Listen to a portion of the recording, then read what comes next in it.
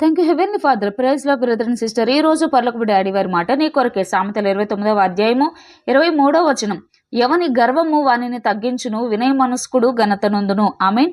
గర్వాన్ని గూర్చి, గర్విష్ఠులను గూర్చి బైబిల్లో అనేక పర్యాయాలు వ్రాయబడి ఉంది.